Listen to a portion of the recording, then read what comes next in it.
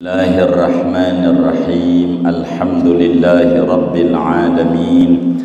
Wassalatu wassalamu ala sayyidina Muhammadin wa ala alihi wa sahbihi ajma'in. Allahumma inna nastahdika li arsyadi amrina wa zidna ilman yanfa'una fid darain. Qala al-imam al-Haddad rahimahullahu ta'ala, wa faddala dinahu ala sairil adyan, dan telah mengunggulkan oleh Allah akan agamanya Nabi Muhammad sallallahu alaihi wasallam di atas seluruh agama-agama yang ada. Wa ja'alahu akrama khalqihi alaihi, dan Allah jadikan akan Nabi Muhammad akan paling mulianya makhluknya Allah alaihi, di mata Allah. Wa ja'ala ummatahu khaira ummatin ukhrijat linnasi, dan menjadikan oleh Allah akan umatnya Nabi Muhammad khaira ummatin, akan sebaik-baiknya umat ukhrijat linnasi, yang dikeluarkan bagi manusia. Segini kita bedah, wallahu a'lam. Saudara-saudara sekalian, malam hari ini muqaddimah wasiat Imam Haddad ini masih berbicara kehebatan, keistimewaan Nabi besar Muhammad sallallahu alaihi wa alihi wa sahbihi wasallam, di mana yang patut kita ucapkan alhamdulillah, terima kasih ya Allah. Kenapa kita harus makasih sama Allah atas adanya Nabi Muhammad?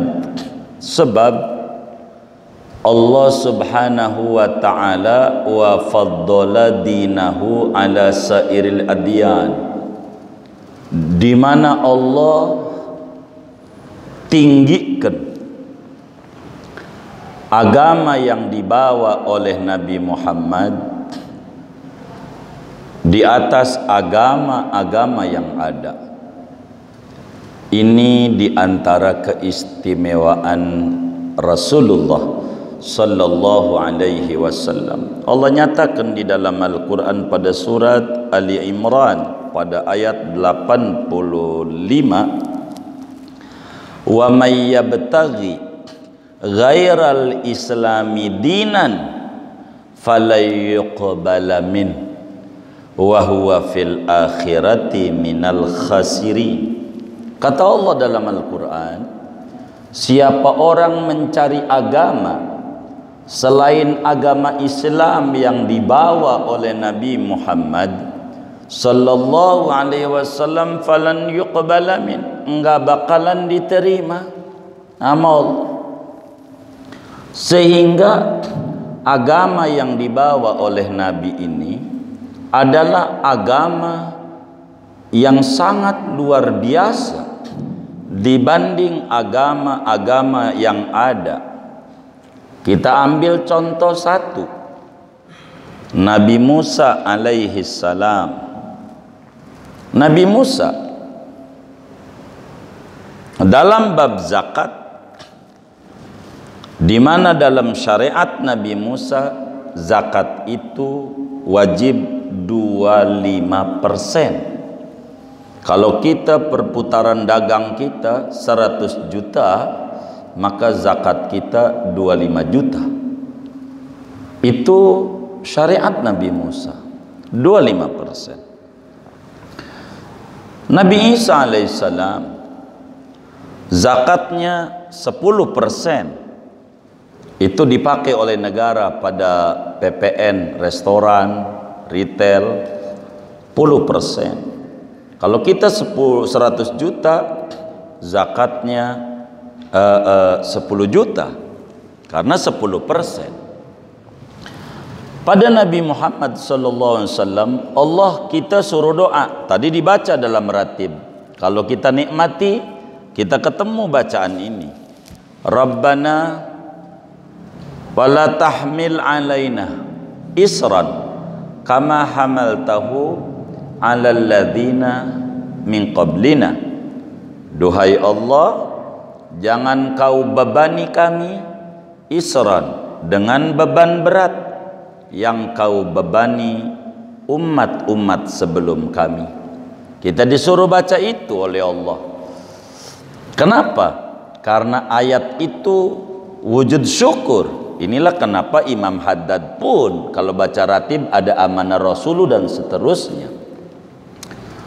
Maka karena itu, dengan baca itu, maka kemudian cara kita, Nabi dibisikin sama Allah, Yahudi berapa persen zakatnya? Berapa? Yahudi berapa? Majuan lah, kurang dengar saya ngajinya majuan. Saya pengen majelis ini disamakan sama dangdutan. Sama dangdutan aja bagus. Begitu. Kalau dangdutan tuh biasanya jauh dari panggung apa deket. Nah, samain dah. Begitu. Nggak usah lebih hebat dari dangdutan. Sama aja udah bagus. Sama aja. Jangan jauh-jauh. Begitu. Nanti rezekinya luas. Jangan di belakang. Nanti rezekinya ke belakang. Jangan ngaji itu begitu. Tapi jangan sampai tiap ngaji harus saya tarik-tarik terus. Begitu. Namanya beduk. Nunggu ditabuh baru bunyi. Jangan. Nanti ngaji itu begitu. Enggak apa-apa. Jadi walaupun kita duduk di depan, pulangnya bareng.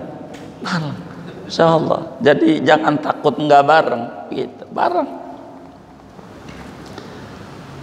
Yahudi berapa persen? 25%. Maka Nabi dibisikin, kasih titik habis duanya, kasih titik. Maka 25% jadinya 2,5%. Itulah Rabbana la tahmil alaina isran kama hamaltahu alal ladzina min qablina. Enak ajaran Nabi. 2,5%. Itu aja kita udah dikasih surga. Kalau kita punya duit 100 juta, dibuang tuh bahasa gampangnya 2,5 juta. Sisa yang di kantong kita 97,5 juta. Buat hura-hura kita masuk surga. Enak nggak? Itu wa faddala dina ala sairil adyan. Ajaran Nabi. Bab warisan sampai detik ini dipertahankan. Perempuan nggak ada warisan sama sekali di Yahudi. Boleh dibuka itu dalam kitab-kitabnya. Begitu. Nggak ada warisan perempuan di Yahudi, nggak ada. Nasrani nggak ada warisan perempuan. Itu bahasa Betawinya ora dapet. Nggak ada warisan perempuan. Mau Yahudi mau Nasrani bisa dibuka itu. Ditulis panjang lebar oleh ulama besar Mesir, Profesor Dr. Mustafa As-Sibai di dalam kitabnya Al-Mar'a Bainal Fiqhi wal Qunun. Itu ditulis. Nggak ada perempuan warisan, nggak ada. Tapi ajaran Islam perempuan dikasih sama dengan laki-laki, sama-sama dikasih sama-sama satu sama Islam. Yang laki-laki 1 pikulan dan perempuan 1 gendongan. Itulah Islam. Kalau 1 pikulan berapa bakul? 2. Kalau 1 gendongan, iya 1. Sama-sama 1. Cuman beda bakul aja. Islam itu kasih. Dan itu pun tidak merugikan perempuan. Kenapa laki-laki dikasih 2, perempuan kasih 1? Itulah hebatnya Islam. Ibaratnya kita punya bapak, adik kita 1 perempuan, kita laki, ninggalin duit 30 juta, maka kita dapat 20 juta, perempuan 10 juta. Kalau mau pakai akal, gedean mana 10 juta sama 20 juta ini? Hah? 20? Enggak, gedean 10 juta. Kita harus pahami begitu. Bagaimana gedean 10 juta itu? Kita urut. Nih ada kita depositin di Bank BRI. Deposit. Gitu. Dah per semester 6 bulan sekali. Begitu. Atau per triwulan terserah. Begitu. Depositin. Utuh tuh duit. Si laki-laki kenapa 20 juta? Ada apa ini? Laki-laki dikasih beban banyak. 1, suruh ngasih mas kawin. Yang wajib tuh kalau nikah ngasih mas kawin cewek apa cowok? Cowok. Berapa 20 juta kita potong buat mas kawin termurahnya? Hah? Berapa? Yang murah aja. Berapa? 5 juta. Tuh udah murah tuh. Wah, soal 5 juta di Kampung Baru murah tuh. 5 juta. Berarti dari 20 juta dipotong 5 juta buat perempuan. Sisa berapa? 15. Habis ini nikah wajib ngontrakin bininya. Berapa? Sebulan di Kampung Baru dah. Termurah yang di pojokan masuk gang dekat kali, nyebur kali Pesanggerahan. Termurah aja 700. Loh, itu habis. Perempuan nambah karena bebannya berat. Maka Islam tuh berdiri di atas proporsional. Enggak boleh kita menyamakan antara anak-anak kita, dosa dalam agama. Enggak boleh, haram. Kita punya anak 5, yang 1 kuliah di UI, 1 SMA di Al-Falah, SMP Al-Falah, SD juga Al-Falah, TK di At-Tahiri, TK. Begitu. TK 5. Yang TK kita kasih jajan 5.000. Yang kuliah kudu 5.000. Biar adil. 5.000 yang kuliah UI. Benar apa salah? Lah salah. Islam tuh bukan sama, adil tuh proporsional. Dia kuliah 5.000 nggak cukup, bisa copot kakinya belum nyampe Depok. Jadi nggak sama, sesuai kebutuhan. Maka Islam kasih perempuan sama dengan laki-laki, cuman kebutuhannya dikit. Tuh begitu. Sampai ASI ama Islam. Kalau bayi laki-laki asinya banyak. Kalau bayi perempuan dikit. Boleh tanya itu sama dokter-dokter. Karena Allah nyatakan dalam Al-Quran, lidzakari mislu hadzil unsayain. Bagi bayi laki-laki mendapatkan jatah asi 2 perempuan. Begitu kata Allah. Maka Islam itu proporsional. Karena laki-laki minumnya banyak, kencingnya sering, ringan najisnya. Namanya Islam. Karena kencingnya sering. Perempuan kencingnya jarang. Laki-laki kencingnya encer, enggak bau. Perempuan biar baru brojol sama yang udah tua sama baunya. Apa iya? Coba aja endusin bini, biar jangan sampai susah. Ini wafaddoladina ala sayyidil adyan. Ini hebatnya Nabi Muhammad SAW. Begitu Nabi. Doa tuh. Tuh kehebatan tuh agamanya Nabi. 3, bab apa lagi ya? Bab nikah. Yahudi udah kita terangin kemarin. Kayaknya itu nikah tanpa batas. Paling dikit, paling miskinnya orang Yahudi nikah bininya 300.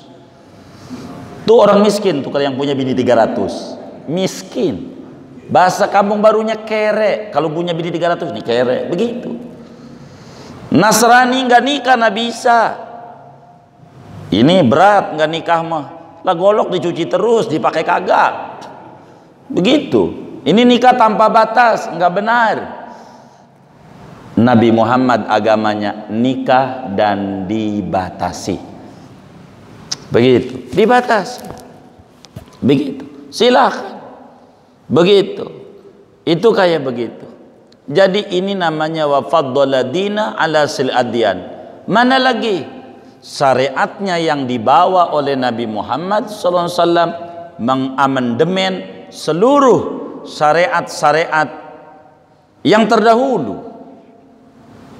Dia mendemen kecuali apa yang Allah tetapkan dalam Al-Quran. Tsumma auhayna ilaika an ittabi' millata Ibrahim hanifa. Khitan ada, kurban ada, kurban haji ada, walaupun dari dulu ditetapin sama Allah. Ini ajaran-ajaran Rasulullah punya kehebatan, punya kehebatan. Hebat ajaran-ajaran Rasulullah tuh. Itu kita patut mengucapkan alhamdulillah. Satu, biar nggak panjang, nggak dipanjangin kata Abah Kamil tadi. Dua, wa ja'alahu akrama khalqihi alaihi. Malam ini nih kan. Di mana kehebatan Rasulullah sallallahu alaihi wasallam? Di mana? Allah jadikan Nabi makhluk paling mulianya makhluk di mata Allah sejagat raya, dan itu wajib ditanemin di hati kita. Kata Imam Ibrahim Al-Laqani di dalam Jawharatut Tauhid, wa afdalul khalqi alal itlaqi nabiyuna famil anis syiqaqi, yakni kita sebagai muslim ahlus sunnah wal jamaah yang oleh teman kita disingkat aswaja, asal ketemu warung jajan, asal ketemu warung jajan, ahlus sunnah wal jamaah. Kenapa ahlus sunnah wal jamaah tidak ahlul kitab wal jamaah? Sebab udah dipakai oleh Al-Quran buat orang Yahudi Nasrani, maka sebut ahlus sunnah ta'adduban. Ahlus sunnah wal jamaah wajib ditanemin oleh orang mukallaf yang umurnya 15 tahun ke atas, akalnya sehat. Wajib ditanemin di hati makhluk paling mulianya makhluk secara mutlak adalah Nabi besar Muhammad sallallahu alaihi wasallam. Dibanding surga masih tinggian Nabi Muhammad. Orang banyak pengen doa masuk surga. Benar, ya benar sih, tapi kurang tinggi. Pengen dekat sama Nabi Muhammad, itu yang tinggi. Orang semuanya karena dia. Ama surga masih tinggian Nabi Muhammad. Ama arsy Allah masih tinggian Nabi Muhammad. Amu apa aja? Wa afdalul khalqi, makhluk, bukan wa afdalun nasi, bukan. Paling tingginya manusia, bukan. Paling tingginya makhluk. Makhluk itu ciptaan Tuhan. Apa saja. Yang paling tinggi Nabi besar Muhammad sallallahu alaihi wasallam. Kenapa malaikat itu menjadi tinggi? Karena kerjaannya bersolawat sama ini orang. Begitu, maka dia tinggi.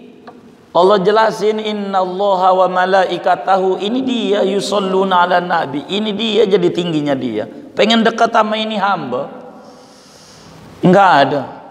Makhluk Allah, bukan manusia, makhluk Allah yang paling mulia sejagat raya dibanding apa aja. Dibanding apa aja, yang paling mulia Nabi Muhammad. Maka orang tuh berkata, Anda pengen masuk surga, jadi begini, kata seorang sufi, kalaulah di surga nggak ada Nabi Muhammad, saya nggak pengen masuk surga. Begitu. Aneh nggak begitu? Kan saya pengen ketemu Nabi Muhammad. Ngapain kita kondangan nggak ketemu pengantin? Biar makanan enak, pengantin nggak ada. Kata kita najong banget, najong. Ini pengantin.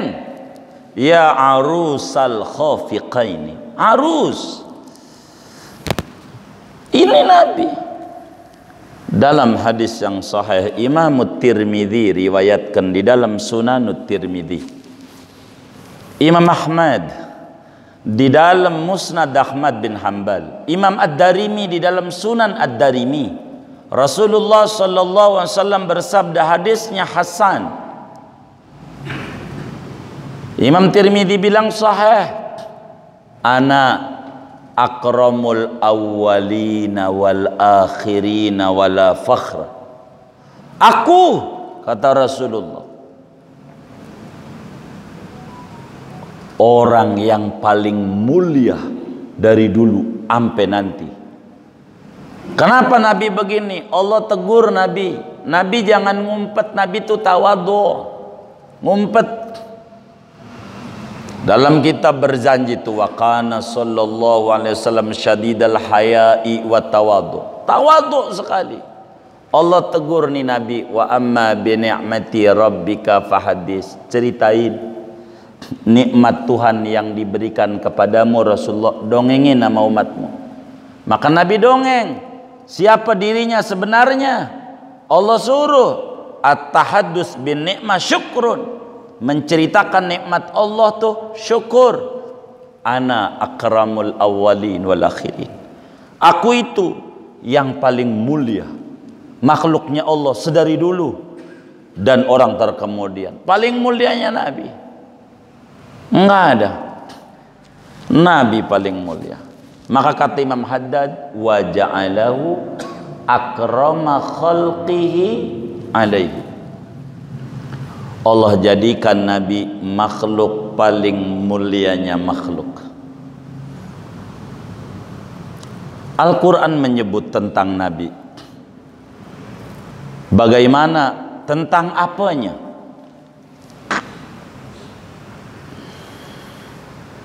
Tentang wajahnya. Qad nara taqalluba wajhika fis sama. Tentang bagaimana ayah bunda dan kakek nenek datuk-datuknya. Wa taqallubaka fis sajidin. Tentang apa? Dadanya. Alam nasrah laka sadrak. Tentang apa? Lidahnya. Wa ma yantiqu anil hawa in huwa illa wahyu, dan seterusnya. Ini hebat, ini Nabi. Rugi orang kalau nggak pengen dekat sama Nabi, rugi. Imam Haddad bilang wa ja'alahu akrama khalqihi alaihi. Mana di antara kemuliaan yang Allah berikan sama ini hamba? Dia memandang zat Allah dengan dua mata kepalanya. Lailatul Mi'raj. Pada waktu Isra Mi'raj, Rasulullah sallallahu alaihi wasallam memandang zat Allah dengan dua mata kepalanya.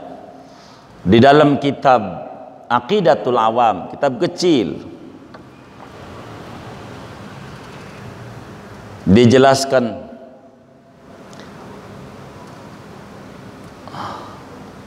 wa ba'da Isra'in urujun lis sama hatta ra'an nabiyyu rabban kallama min ghairi kaifin wan hisarin waftarad alaihi khamsan ba'da khamsina farad. Habis Isra Nabi Mi'raj sampai Nabi memandang dengan dua mata kepalanya tentang zat Allah. Tidak ada satu makhluk pun sekelas Nabi. Nabi Musa, Rabbi arini andur ilai. Qala lan tarani. Tidak bisa. Nabi Musa, gelarnya kalimullah, bicara langsung sama Allah tapi tak lihat.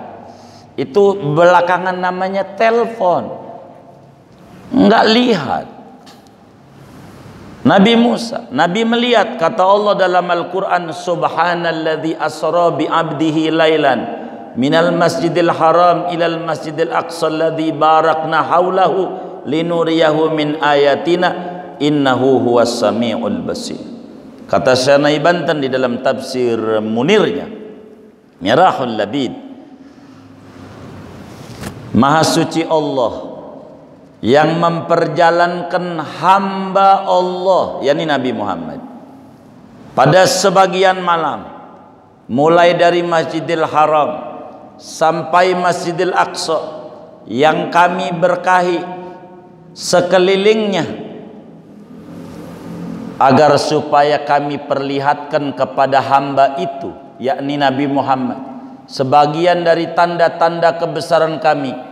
Innahu huwas sami'u, sesungguhnya si hamba, yakni Nabi Muhammad, huwas sami'u, benar-benar mendengar firman Allah, al-basir, benar-benar melihat zat Allah. Quran tuh ada dua tafsir, Syekhna tulis itu. Ini kemuliaan Nabi. Ibnu Abbas radhiyallahu anhu ditanya, Imam Muslim tulis dalam Sahih Muslim, hal yaron nabiyyu rabbahu lailatal mi'raj, qala na'am. Hadisnya sahih. Apakah Rasulullah SAW memandang zat Allah di dunia ini dengan dua mata kepalanya? Iya, dia memandang zat Allah di dunia. Selain Rasulullah tidak bisa, hatta kelasnya wali tidak bisa.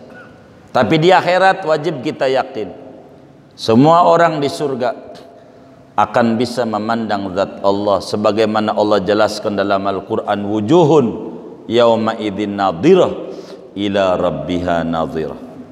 Wajah-wajah kala itu, yakni pada hari kiamat, cemerlang memandang zat Allah. Itu di akhirat. Di dunia tidak bisa, tidak bisa. Bagaimana mungkin mata kita yang kayak begini bisa memandang yang nyipta mata? Memandang mata aja mata kita nggak bisa, kecuali lewat cermin baru. Itu bayangan, bukan mata. Tapi Rasulullah mandang, makanya Allah jadikan makhluk termulia. Termulia Rasulullah, termulia. Apanya aja mulia. Yang bersentuhan dengan Nabi Muhammad jadi mulia. Bilal, orang nggak terkenal, budak dimerdekakan oleh Abu Bakar, terkenal. Sampai At-Tahiri terkenal kalau Jumat. Bilalnya siapa Jumat ini? Bilal.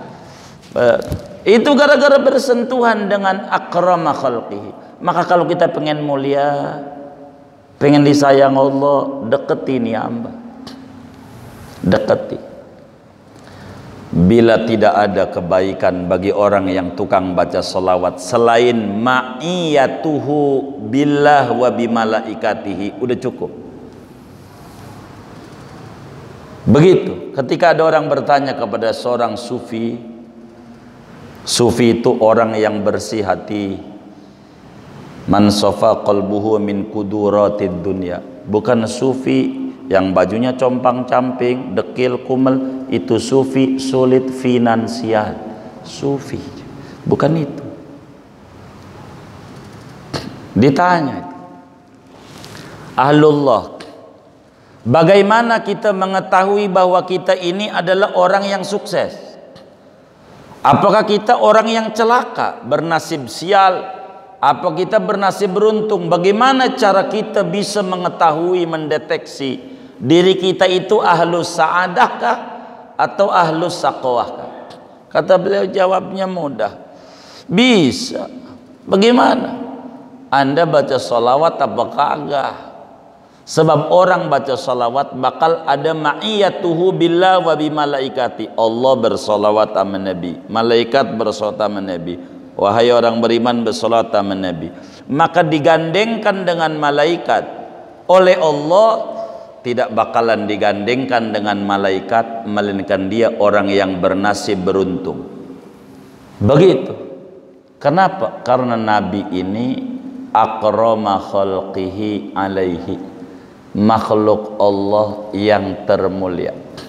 Untuk mempersiapkan kelahiran makhluk mulia ini, harus Allah buat dulu bumi yang termulianya bumi. Itulah Mekah. Kenapa Mekah mulia? Ini persiapan oleh Allah untuk lahirnya manusia mulia. Manusia mulia, mulia, mulia. kakek datuknya, dua dah biar ndak panjang. Wa ja'alahu akrama khalqihi alaihi. Kita wajib yakin dan kita menghaturkan berterima kasih sama Allah. Kita punya nabi adalah makhluk Allah termulia. Termulia. Sampai Nabi Musa minta sama Allah, ya Rab, jadikan saya umatnya Nabi Muhammad. Begitu. Saking kagumnya Nabi Musa sama Nabi Muhammad. Itu begitu. Mana mulianya. Jadi imam waktu malam Isra ngimamin semua nabi-nabi. Semua nabi-nabi makmum, imamnya Nabi Muhammad. Itu ditulis dalam kitab-kitab sejarah terkait dengan Isra Mi'raj. Nabi ini mulia. Mulia. Ketiga, wa ja'ala ummatahu khaira ummatin ukhrijat linnas. Mengapa kita penting mengucap alhamdulillah sebagai syukur sama Allah? Sebab Allah jadikan umatnya Nabi Muhammad sebagai umat terbaik. Dalam Al-Quran pada surat Ali Imran ayat 110 Allah jelaskan tentang umatnya Nabi. Kata Allah, kuntum khaira ummatin ukhrijat linnas. Kalian semua itu umat terbaik yang ada di tengah-tengah manusia. Itu kenapa menjadi umat terbaik? Sebab nabinya nabi terbaik. Bukan karena umatnya, karena nabinya. Karena nabinya terbaik, maka umatnya dijadikan umat terbaik. Allah jelaskan dalam Al-Baqarah tuh di juz 2, wa kadzalika ja'alnakum ummatan wasaton. Seperti itulah kami jadikan kamu umat yang wasatiyah, pertengahan. Ini dipuji oleh Allah. Kita menjadi umat terbaik. Kenapa? Karena kita punya nabi terbaik. Punya nabi terbaik. Karena kita punya nabi terbaik, maka kita disebut khaira ummah. Nabi jelaskan dalam hadisnya, la tajtami'u ummati ala dhalalah. Umatku tidak bakalan sekongkol dalam kesesatan. Maka ijma' ulama menjadi hujjah syar'iyah dalam pandangan ahlus sunnah wal jamaah. Bahkan Nabi menyampaikan dalam hadis yang lain, la tazalu ummati qaimatan bi amrillah. Senantiasa umatku itu akan tegak berdiri menegakkan agama Allah. La yadurruhum man khalafahum. Tidak takut sama orang yang menentangnya. Kalau sudah menegakkan kebenaran, umatnya Nabi tegas, jelas. Begitulah ulama-ulama ahlus sunnah wal jamaah. Bagaimana memerangi Mu'tazilah, Syiah dan seterusnya. Tentang bagaimana mereka jelas. Sebab umatnya Nabi dipuji oleh Nabi, dipuji.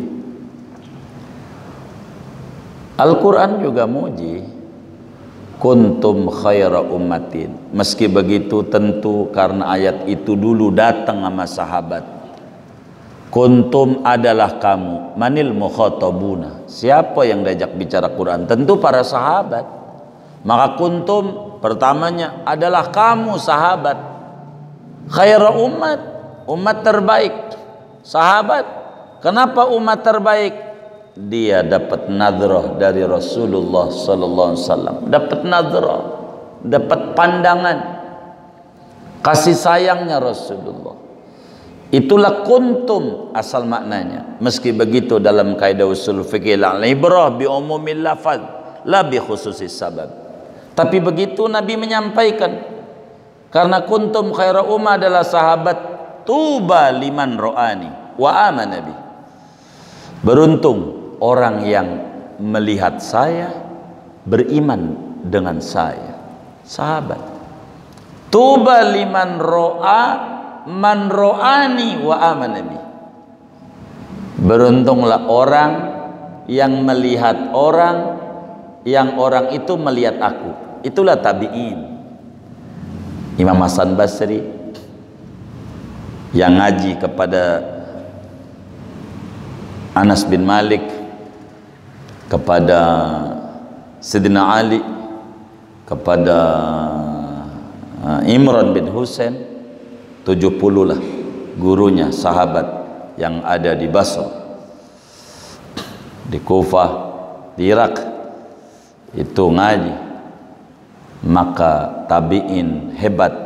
Makanya Nabi katakan khairul qurun qarni thumma alladhina yalunahum thumma alladhina yalunahum. Abad terbaik adalah abadku, abad sahabat yang ketemu Nabi. Thumma alladhina yalunahum. Kemudian orang-orang yang sesudah abad sahabat, abad tabi'in, tahun 200-an. Begitu. Summal ladzina yalunahum, kemudian abad 300. Inilah yang disebut salaf. Maka kalau ngomong salaf, ya Imam Syafi'i salaf, Imam Malik ya salaf, Imam Abu Hanifah salaf, Imam Ahmad salaf, semuanya 300 ke bawah. Imam Syafi'i wafat 204. Wafat. Semuanya salaf. Itu begitu.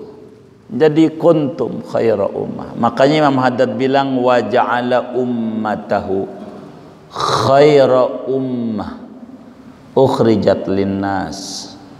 Padahal umatnya manusia juga. Allah jadikan umatnya Rasulullah sallallahu alaihi wasallam khaira ummatin, sebaik-baiknya umat. Nanti para nabi-nabi itu, Nabi Musa, Nabi Adam, sampailah Nabi Isa. Di akhirat semua tidak ada yang gak diadili oleh Allah. Diadili mereka sama Allah. Ditanya, apakah anda menyampaikan ajaranku? Nabi Musa ditanya, apakah anda menyampaikan ajaranku wahai Musa? Kata Allah, pada yaumul fasli. Nabi Musa jawab, ya, kami menyampaikan ajaran. Dibantah oleh umatnya, enggak. Ma ja'ana min basyirin wala nadhir. Kagak ada tuh yang bilang-bilangin suruh nyembah engkau, suruh ibadah. Dibantah. Ketika dibantah perlu saksi, dia pengakuannya. Saksimu siapa Musa? Berani bilang kau menyampaikan. Itu sama Nabi Musa langsung, umatnya Nabi Muhammad. Begitu. Umatnya Nabi Muhammad, ya Rob, tanya dia. Maka umatnya Nabi di akhirat bakal ditanya tuh, untuk Nabi Adam, Nabi Nuh, Idris, segala macam, sampai Nabi Isa. Ditanya, wahai umatnya Nabi Muhammad, benarkah Musa ini menyampaikan ajaran aku? Kata Allah, itu umatnya Nabi, benar ya Rabb. Dari mana? Sebab seorang Nabi sifatnya 4. Rasul tuh siddiq, tabligh, amanah, fatona, tabligh. Maka bila Rasulullah juga tabligh, Al-Quran bilang ya ayyuhar rasulu balligh ma unzila ilaika min rabbik fa illam taf'al fama ballaghta risalatah. Wahai Rasul, tablighlah Al-Quran. Maka kami yakin yang namanya Rasul itu tabligh. Musa Rasul, tabligh. Kami berani sumpah, yang nolongin itu para nabi-nabi dibantah oleh umatnya Nabi Muhammad. Begitu. Makanya umat Muhammad disebut waja'ala ummatahu khaira ummah ukhrijat linnas, yang dikeluarkan bagi manusia. Padahal umatnya manusia juga. Jadi umat Nabi itu luar biasa. Kita nggak pernah beda-bedain kayak mereka-mereka pada. Al-Quran jelasin la nufarriqu baina ahadim mir rusulih. Ratib ditulis karena ratib itu akidah semuanya. La nufarriqu baina ahadim mir rusulih. Kami tidak beda-bedain satu orang pun daripada Rasul Allah. Kalau dia Rasul, kami imani. Isa, kita umat Nabi Muhammad lebih Kristen dibanding orang Kristen itu sendiri. Kalau berbicara Kristen maknanya cinta Yesus, kita lebih cinta sama Nabi Isa dibanding orang Kristen. Kenapa? Kita junjung tinggi Isa abduhu wa rasul. Nabi Isa adalah hamba Allah, Rasul Allah yang wajib kita hormati. Kita hormat sama Nabi Isa, enggak beda-bedain, enggak Nabi Muhammad aja sebagaimana orang Kristen, Nabi Isa aja.